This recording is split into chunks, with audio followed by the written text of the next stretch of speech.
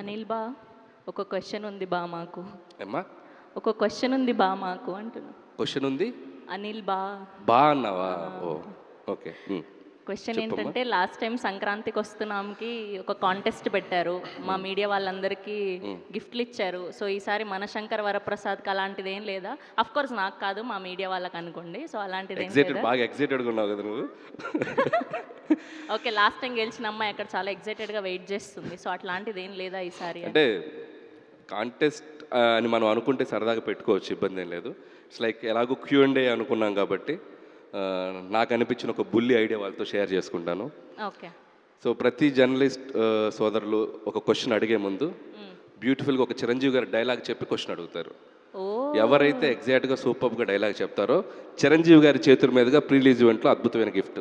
వరే వా, nice. So దీంట్లో నేను కూడా పార్టిసిపేట్ చేయాలి? ఎవరైనా పార్టిసిపేట్ చేయొచ్చు, ఓపెన్ గ్రౌండ్. ఓకే.